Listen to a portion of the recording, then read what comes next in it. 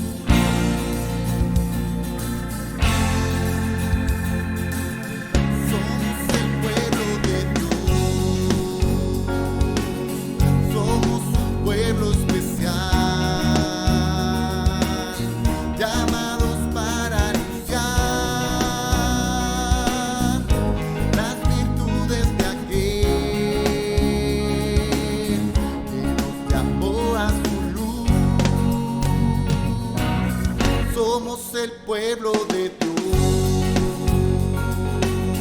su sangre nos redimió y su Espíritu dio para darnos poder y ser testigos de Él, y llevaremos su gloria a cada pueblo y nación, trayéndoles esperanzas y nuevas de salvación, y su amor nos impulsa, no nos podemos callar, anunciaremos al mundo de su amor y verdad. Anunciaremos de su amor y su verdad.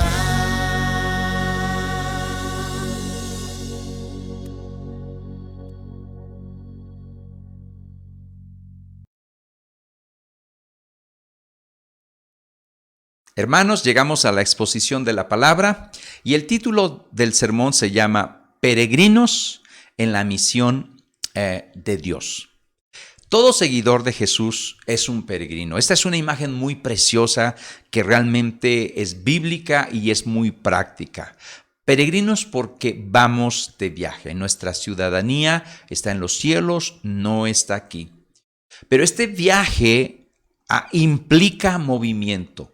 No, ser peregrinos no quiere decir de estar en una sala de espera como en un autobús hasta que venga el autobús que nos lleva al cielo y estar ahí esperando sentados. No, este viaje, este ser peregrino implica movimiento, implica acción, implica paradas, implica salidas.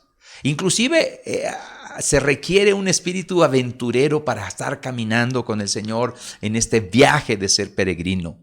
Significa también que habrá desvíos, demoras y caminos que van hacia lo desconocido. Todo eso implica el ser un peregrino en la misión de Dios. Y podemos hablar de que Dios llamó a Abraham. Fíjate bien, Dios llamó a Abraham a un viaje de 75 años. Tremendo. Dios llamó a Moisés cuando él tenía 80 años. Dios llamó a los israelitas a salir de Egipto en un viaje de 40 años. Todo esto habla de viaje, habla de ser peregrinos, habla de movimiento, habla de acción. Dios llamó a David de una zona de confort, de estar pastoreando las ovejas de su papá, para matar a un gigante. Dios llamó a Jeremías también a realizar un trabajo de predicación de 40 a 50 años hacia un pueblo que era terco y obstinado. Qué tragedia en realidad tener a un predicador como a Jeremías y ser un pueblo rebelde. Jesús llamó a sus discípulos a un viaje donde iban a ser transformados. Uno de ellos, Judas, no le creyó, se desilusionó de Jesús. No le cuajó, no le gustó el plan de Jesús. Es más, le ofendió y desperdició la más grande oportunidad de su vida. Mis hermanos y mis hermanas, mis amigos, no desaprovechemos la oportunidad que Dios nos da de ser peregrinos en esta tierra, cumpliendo la misión de Dios. Así que vamos a ver 2 puntos, voy a decirlos. En primer lugar, vamos a ver la misión en el Antiguo Testamento, vamos a hablar de eso, y la misión en el Nuevo Testamento, porque el Nuevo Testamento es un libro que nos habla sobre misión. Así que esto es lo que vamos a estar compartiendo en esta tarde de hoy. La misión en el Antiguo Testamento. Una pregunta. ¿Es necesario considerar al Antiguo Testamento como punto de partida en la búsqueda de un entendimiento del concepto de misión? Esa es una pregunta seria. Mis hermanos, para la iglesia evangélica, la iglesia cristiana, no debe de existir un Nuevo Testamento divorciado del Antiguo Testamento.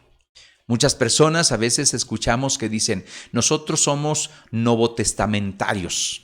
Y como que dicen, el Antiguo Testamento nada tiene que ver. Inclusive se escucha aburrido, es bien difícil. Y eso es culpa de muchos de nosotros los que predicamos, porque no lo explicamos desde su historia, desde su contexto de su historia, su contexto cultural. Y es difícil, pero no debemos divorciar jamás del Nuevo Testamento del Antiguo Testamento.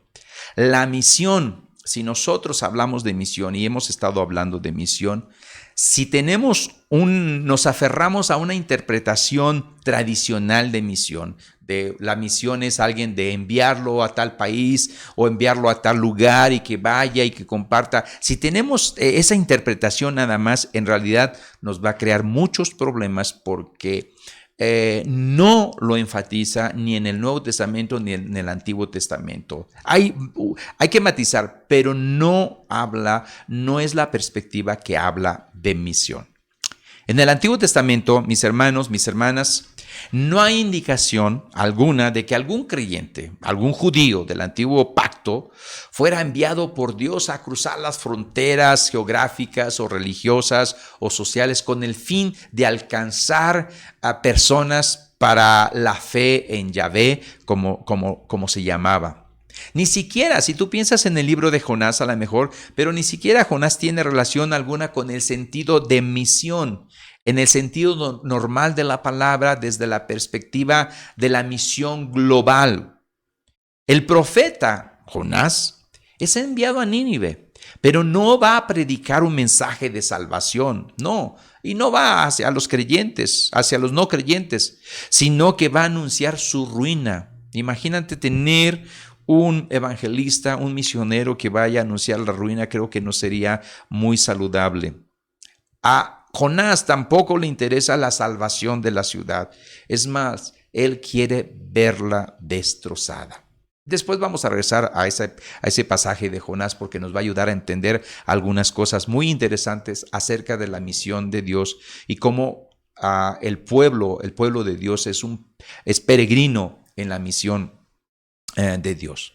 Así que, mis hermanos, en el Antiguo Testamento es fundamental entender este concepto de misión para poder captar la idea, cómo se expresa en el Nuevo Testamento. Y vamos a mencionar 3 premisas, 3 señales, 3 características de esta misión de Dios. Primero, en primer lugar, Dios es el Dios de la historia. La esencia de la fe del pueblo de Israel está firmemente arraigada en que Dios lo ha salvado de los antepasados de la esclavitud de Egipto. Ahora, yo quiero que en cada premisa, en cada señal, tú puedas identificar qué cosas tenemos muy parecidas con la iglesia en relación al pueblo de Israel, en relación al carácter de Dios con el pueblo de Israel, en su relación con el pueblo de Israel. Yo quiero que tú observes qué cosas se nos parecen mucho entre Dios, entre Jesucristo y la relación con la iglesia. Así que digo, en primer lugar, Dios es el Dios de la historia. El pueblo de Israel sabe que Dios le ha guiado por el desierto, sabe que lo ha establecido en la tierra de Canaán y sabe que solamente existe como pueblo porque Dios ha intervenido. La iglesia solamente existe como iglesia porque Dios ha intervenido. Para los vecinos religiosos del pueblo de Israel, representaban ellos o entendían a Dios o a sus dioses en un sentido de naturaleza, en un sentido de lugares especiales para rendir culto a Baal o a otros dioses, hasta a otras deidades que no eran el Dios verdadero. Para Israel, en cambio, el escenario de Dios es precisamente la historia de su pueblo, la historia de Israel. El enfoque es lo que Dios ha hecho con el pueblo de Israel, cómo Dios le llamó desde Abraham, cómo Dios hizo su pueblo, sus familias, sus tribus, cómo Dios está haciendo todavía en ese tiempo en el Antiguo Testamento, cómo estaba haciendo entrada el Señor. Y también cómo Él en un futuro, Él va a estar trabajando con el pueblo de Israel. En este sentido, Dios para Israel es el Dios que actúa. Para nosotros como iglesias, Dios se sigue trabajando en nosotros. Dios sigue haciendo su obra en nosotros. Dios sigue sorprendiéndonos. Dios hizo, Dios hace y Dios hará. Checa estas similitudes entre la iglesia, la actitud de la iglesia y la relación de Dios con la iglesia. Pero en segundo lugar, este Dios de la historia es también el Dios de la promesa. Dios se reveló a Abraham, a Isaac y a Jacob. Dios siempre está actuando en la historia, en las familias. Y precisamente por esta razón, siempre será un Dios, el Dios del futuro, el Dios de lo que viene, el Dios escatológico, el Dios que hará en un futuro, que Él ha prometido. Para la iglesia, Dios ha prometido estar con nosotros todos los días. Jesús ha prometido regresar por segunda vez. Jesús ha prometido que Él reinará. Nosotros tenemos promesas también.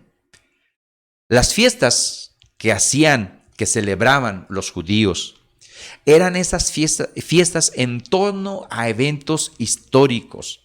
Las celebraciones en este sentido se convertían en celebraciones de la misma historia del pueblo de Israel.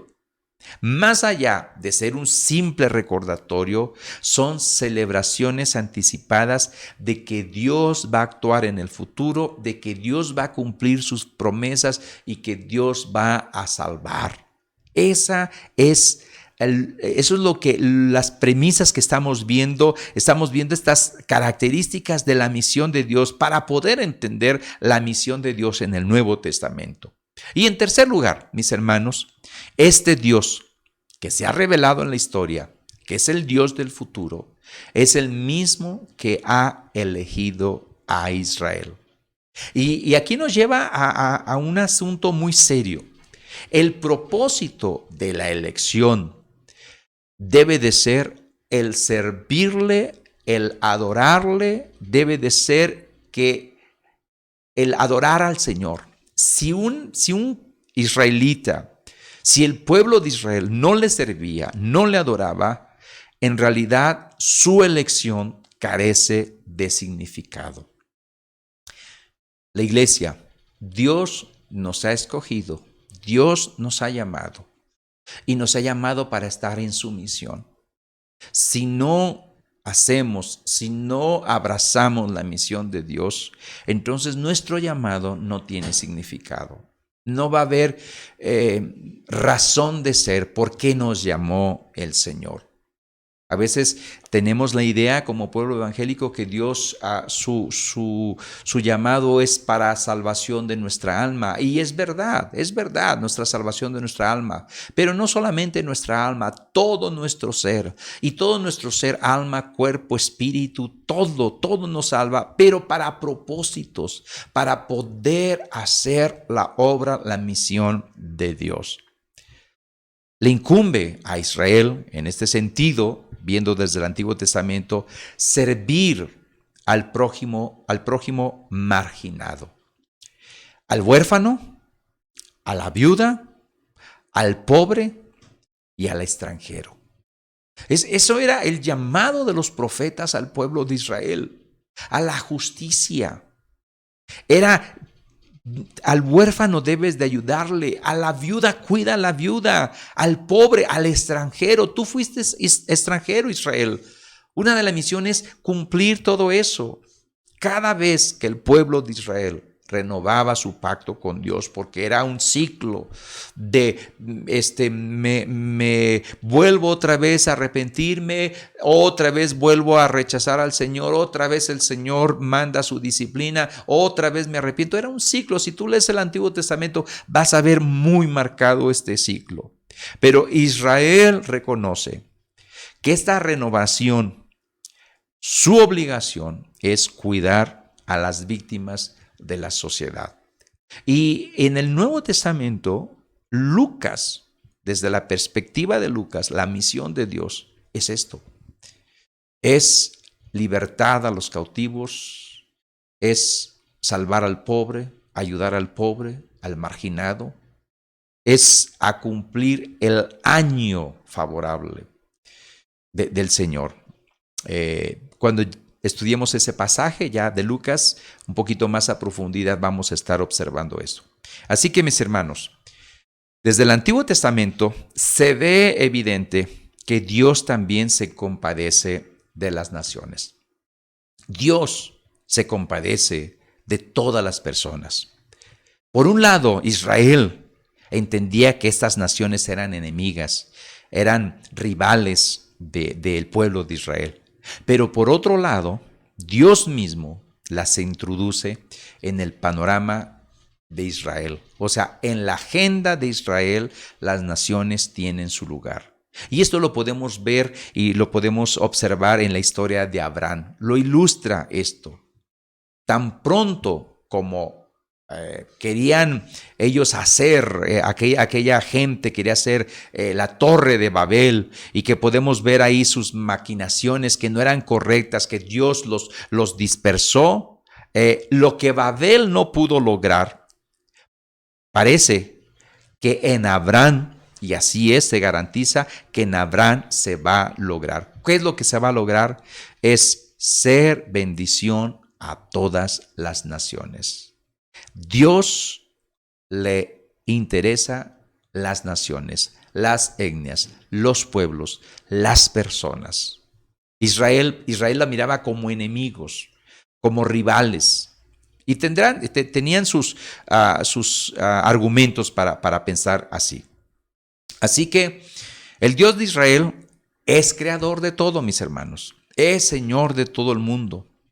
Por esta razón, Israel solo puede entender su propósito dentro de la historia hacia las historias de las naciones. Él tenía que compartir, él tenía que ser bendición para las naciones. Era parte de su misión, parte del propósito de ser un pueblo para el Señor.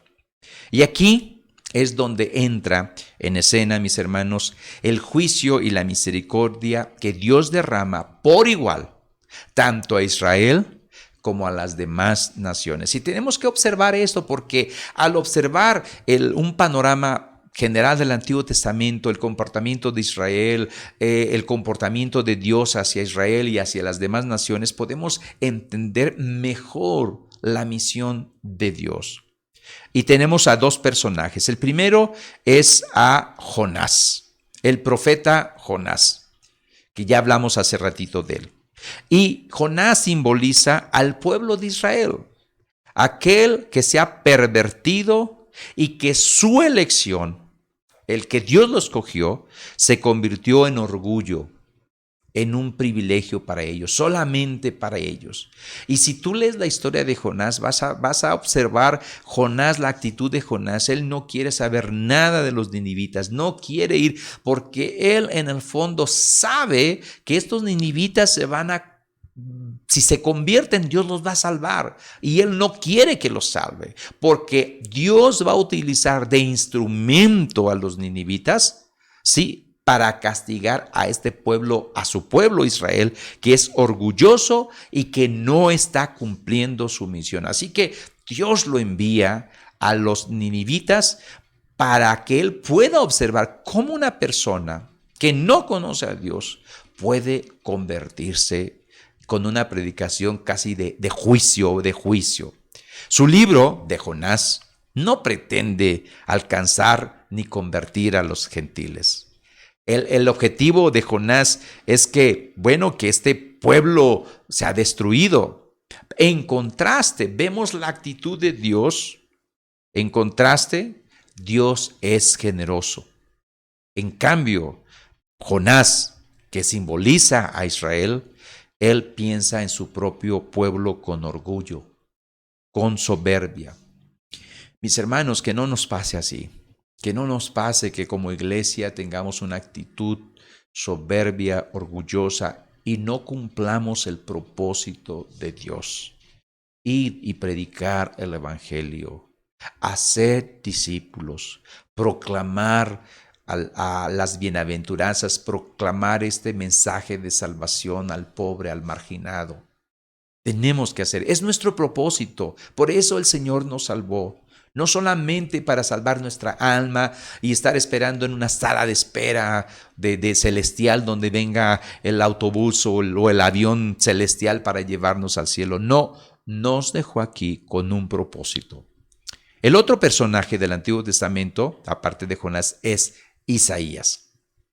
Isaías usa una metáfora muy conocida para el pueblo judío, para nosotros es un poquito difícil de captar, pero usa una metáfora del siervo sufriente para presentar a Israel que ha recibido ya juicio e ira de parte del Señor y que ahora en medio de esta debilidad, en medio de esta humillación de Israel, llega a ser testigo de que Dios sale victorioso y cómo las naciones se acercan a Israel y le confiesan como Señor. Para esto voy a leer un texto que se encuentra en Isaías capítulo 49 del versículo 5 al versículo 7 y quiero que me acompañes por favor.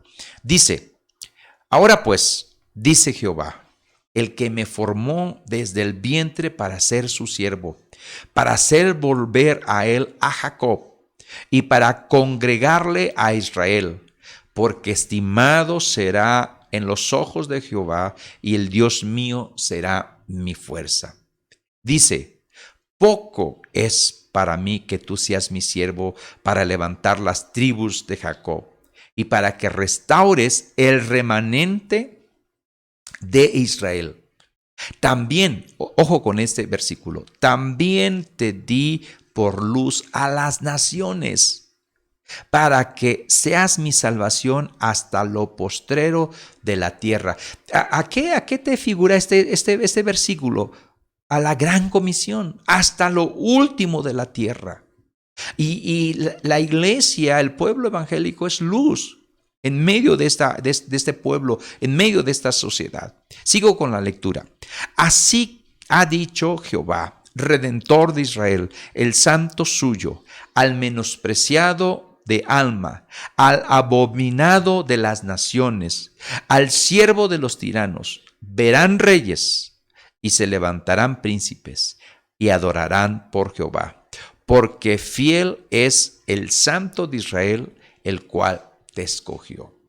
Podemos ver en este texto de Isaías, inclusive algunos le llaman a Isaías el evangelio del Antiguo Testamento, porque está hablando de que el pueblo de Israel tenía que ser luz a las naciones, tenía que ser bendición a las naciones, tenía que hablar de la salvación hasta los postreros de la tierra.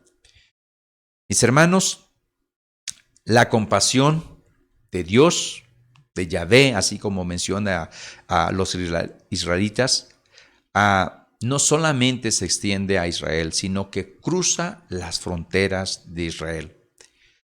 Queda claro, mi hermano y mi hermana, mi amigo, que Dios está preocupado por las naciones como por Israel.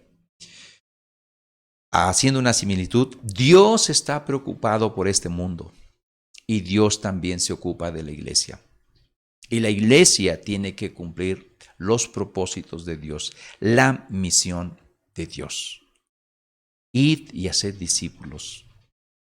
Id y predicar a toda criatura. Eso es a lo que Dios nos haya llamado. Si queremos que Jesucristo esté al centro de la iglesia, y específicamente de la iglesia evangélica, los peregrinos, tenemos que ver ¿cómo lo hizo Jesús? Jesús es Dios. ¿Qué piensa Dios? ¿Cómo ve a las naciones Dios? Mis hermanos, sobre la base de la fe de Israel, Israel puede llegar a dos conclusiones fundamentales. Y estas dos conclusiones, la primera es, si el Dios verdadero se ha revelado a Israel, puede ser hallado únicamente en Israel. Y esta conclusión, Israel se aísla, se hace a un lado y la exclusión de Israel del resto de la humanidad se ve. Ese es por un lado. Pero por otro lado, dado que el Dios de Israel es el único Dios verdadero, también es el Dios del mundo entero. Aquí se sugiere, se da una apertura y la posibilidad de extenderse a las demás naciones, de proclamar, de hablar, de ser luz a las naciones. Sin embargo, tristemente, Israel no va a salir a las naciones. Tampoco va a llamar a las naciones a la fe en Jehová. Si vienen las naciones a la fe judía, es porque Dios las trae. Por tanto, mis hermanos, una conclusión, algo serio, y obsérvalo bien. Si hay un misionero en el Antiguo Testamento, el misionero es Dios mismo, no Israel. Su obra atrae a las naciones hacia Jerusalén, para que lo adoren allí junto con su pueblo de su pacto, que Él llamó, que Él rescató, que Él intervino en la historia, que Él prometió, que Él ha dado promesas. Pero Dios es el misionero en el Antiguo Testamento. Y algunas evidencias de esas, nada más, están en Isaías. Isaías, como lo dije hace rato, es como el evangelio del Antiguo Testamento. Isaías 42, del 6 al 7. Lo leo. Yo, Jehová, te he llamado en justicia y te sostendré por la mano. Te guardaré y te pondré por pacto al pueblo, por luz a las naciones, para que abras los ojos de los ciegos, para que saques de la cárcel a los presos y de casas de prisión a los que moran en tinieblas. Dime a qué texto te suena. Al texto que Jesús leyó en ese pasaje de Lucas cuando le dieron el libro a leer. Él da a conocer a Israel como luz para los gentiles. Otro texto, Isaías 45, 22. Mirad a mí y sed salvos todos los términos de la tierra, porque yo soy Dios y no hay más. Es un mensaje de salvación a todos los términos de la tierra, a todas las naciones, a todo pueblo, a toda cultura, a toda persona. Dios llama a las personas desde todos los confines de la tierra para que miren a Dios, al único Dios, y sean salvos. Eso nos recuerda a la gran comisión en Mateo. Sí, a Jesús se le ha dado toda potestad. Por tanto, id y haced discípulos a todas las naciones. Si ves ahí el pensamiento de Dios a través de la Escritura, desde el Antiguo Testamento, la misión de Dios, alcanzar a las personas, salvarlas, rescatarlas, hacer un pueblo, un solo pueblo. Isaías 51:5 dice: cercana está mi justicia, ha salido mi salvación, y mis brazos juzgarán a los pueblos. A mí me espera los de las costas, y en mi brazo ponen su esperanza. Otro texto que nos habla acerca de la salvación hacia los pueblos. Así que, mis hermanos, hemos terminado el primer punto. El segundo punto es el Nuevo Testamento. Es un libro que nos habla sobre misión. Es un libro de misión. El desafío, mis hermanos, es hablar acerca de Jesús dentro de la comunidad de creyentes. Necesitamos poner al centro a Jesús y observar qué hace Jesús. El pueblo entero de Dios debe de estar centrado en Cristo Jesús. Los antiguos hermanos cristianos que han sido antes de nosotros en el pasado y los que van a estar en el presente, nuestros hijos, nuestros nietos que van a estar, deben de tener a Cristo como centro. El programa de Jesús debe de estar ahí en el centro. Su vida, su muerte, su resurrección. Esto, mis hermanos, en realidad es lo que nos distingue como iglesia. Y su misión es lo que nos hace relevantes en este mundo. Hay muchos grupos de personas que se juntan para ser mejores y no necesariamente son iglesias. Pero lo relevante de la iglesia es que nosotros tenemos una misión de proclamar el reino de Dios, de extender el reino de Dios, de algo realmente cósmico, más allá de este mundo, más allá de cualquier cultura. Eso es lo relevante como iglesia que debemos de tener. Debemos, mis hermanos, reflexionar, sí, sobre esta realidad. ¿Cuál es el significado de la misión de la iglesia? Y fijarnos en Jesús, porque nuestra misión como iglesia solamente se encuentra anclada en la persona y el ministerio de Jesús. Anclados en Jesús podemos cumplir la misión de Dios. Algunos gentiles, durante el ministerio de Jesús sirvieron como ejemplo para avergonzar, en cierta manera, al pueblo de Israel, o sea, a los judíos. Y vamos a poner algunos ejemplos. Uno es el centurión en Capernaum, de quien Jesús habló con mucha admiración. Te leo la historia, es muy interesante.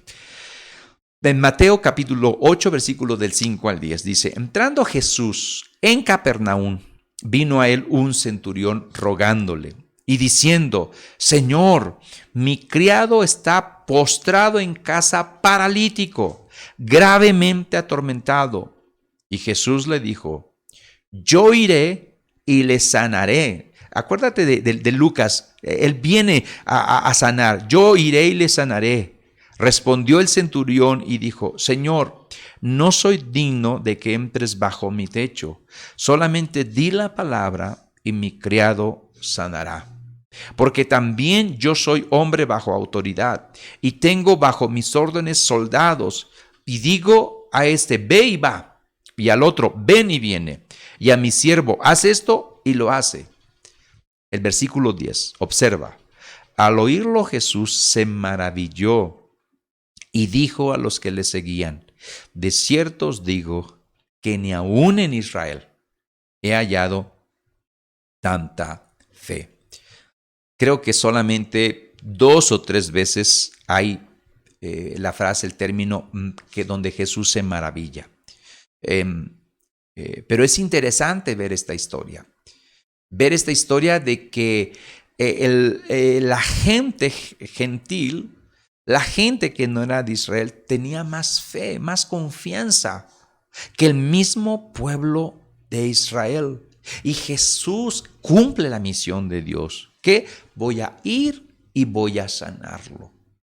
Esa es la misión que tenía Jesús y que de alguna manera lo está empezando, lo está haciendo, lo está accionando. Otro ejemplo es la fe de una mujer cananea, también muy conocidas. Estoy dando algunos textos muy generales porque entiendo y quiero entender que tú conoces la Biblia, y si no, te invito a que leas la Escritura, la palabra del Señor. Mateo capítulo 15, versículo 22 al 28. Dice así: y aquí una mujer cananea que había salido de aquella región clamaba diciendo: Señor, Hijo de David, ten misericordia de mí. Mi hija está gravemente atormentada por un demonio. Pero Jesús no le respondió palabra. Entonces, acercándose sus discípulos, le rogaron diciendo: despídela, pues da voces tras nosotros. Él respondiendo dijo: no soy enviado sino a las ovejas perdidas de la casa de Israel. O sea, él, como lo compartimos el domingo pasado, antepasado, su énfasis era: vamos a la casa de Israel, vamos a la casa de Israel. Pero dice el versículo 25, entonces ella vino y se postró ante él diciendo: Señor, socórreme. Respondiendo él, dijo: no está bien tomar el pan de los hijos y echarlo a los perrillos. Y ella dijo: sí, Señor, pero aún los perrillos comen de las migajas que caen de la mesa de sus amos. 28. Entonces respondió Jesús, dijo: oh mujer, grande es tu fe, hágase contigo como quieres. Y su hija fue sanada desde aquella hora. Vino a sanar, vino a libertar, vino a dar libertad. Es la perspectiva de la misión desde Lucas. Él vino a eso. La iglesia debe usar el mismo modelo de Jesús. Debe de proclamar, debe de dar palabras de esperanza. No se debe de excluir a nadie. El pueblo de Israel excluía. Jesús no lo hizo. Ejemplo 3. Podemos observar en este contexto, no nos resulta extraño que los gentiles sean los invitados especiales que suplen a este banquete escatológico que va a estar, estas bodas del Cordero, esta fiesta que va a estar en un futuro, donde van a venir gente de otro lado, gente que no es judía, sí, para sentarse en esta fiesta donde van a estar los hijos del reino, donde van a estar los escogidos, y algunos de aquellos judíos iban a estar echados fuera. Fíjate lo que dice Mateo capítulo 8, versículo del 11 al 13. Y os digo que vendrán muchos del oriente y del occidente, y se sentarán con Abraham e Isaac y Jacob en el reino de los cielos. ¿Ves cómo Dios ha llamado desde el Antiguo Testamento Abraham, Isaac, Jacob? Mas los hijos del reino, ¿sí?, serán echados a las tinieblas de afuera. Allí será el lloro y crujir de dientes. Podemos ver a un Jesús que entiende que la misión de Dios se va a extender y lo proclama más allá del pueblo de Israel. Y eso desde el Antiguo Testamento está. Esta misión de Dios es para toda criatura. Según el lenguaje de esta parábola, Los invitados o los agasajados rechazaron la invitación con excusas increíbles, mis hermanos. Hay pasajes que nos dicen que es que compré unos bueyes y voy a ver cómo están. ¿Cómo van a comprar unos animales sin siquiera verlos antes, no? Otros es que compré unas tierras y voy a checar qué está. O sea, excusas que no tenían razón de ser. Estas personas terminan siendo solamente espectadores frente a la llegada de una multitud de gentiles que ellos van a tomar sus puestos. Mis hermanos, y esto no es por méritos, esto es porque ellos aceptaron el mensaje de salvación, la invitación a seguir a Jesucristo. Que la iglesia tome la decisión, el desafío de caminar como peregrinos en esta tierra, en la misión de Dios. Y este caminar y este peregrinar aquí en la tierra nos va a llevar a cosas, aventuras tremendas, preciosas, pero siempre caminando con la mano del Señor. Vamos a las conclusiones. Primera conclusión. Si hay un misionero en el Antiguo Testamento, el misionero es Dios mismo. Dios mismo. Él rescata a las personas, a los pueblos. Segunda conclusión. Debemos admitir que el mismo Jesús puso el fundamento para la misión a los gentiles. Algunos estudiosos decían que la misión era hasta que Jesucristo resucitó y que después de la resurrección en la gran comisión, hasta ahí el Señor habló de la misión. Pero podemos ver con estos pasajes, mis hermanos, que Jesús puso el fundamento de esta misión. Él viene a predicar, viene a salvar, viene a compartir las buenas nuevas. Eso es lo que Jesús hizo. Y tercera conclusión. Los inicios de la misión más primitiva de la iglesia cristiana los hizo Jesús. Aquí estamos frente al verdadero punto de partida de la misión de la iglesia. El comportamiento de Jesús mismo. Hermanos y hermanas, leamos los evangelios y veamos cómo se comporta Jesús, cómo actúa Jesús hacia las personas para poder proclamarles el mensaje del reino. Si alguien debe de recibir el calificativo de primer misionero en el Nuevo Testamento, la única opción es Jesús es el primer misionero en el Nuevo Testamento. La base fundamental de la misión cristiana primitiva se encuentra en que Jesús envía ahora a sus discípulos a hacer lo mismo. Mis hermanos, mis hermanas, somos peregrinos en la misión de Dios. Dios nos ha llamado, nos ha salvado, nos ha rescatado, pero con un propósito de seguir el plan redentor hacia las demás personas, de cumplir su misión. Dios nos ayude en esta tarea ardua. Oremos al Señor.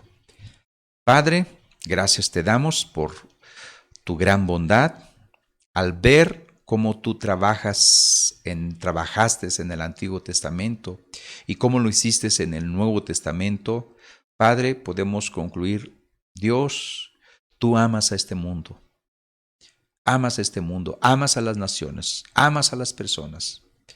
Y tú esperas que tu pueblo pueda amarlas también y pueda cumplir la misión. Dios envió a su Hijo. Su Hijo envió al Espíritu Santo. El Espíritu Santo nos envía a nosotros. Padre, permite que seamos todos misioneros. Misioneros desde esta perspectiva que hemos compartido. La gloria y la honra sea para ti, en Cristo Jesús. Amén.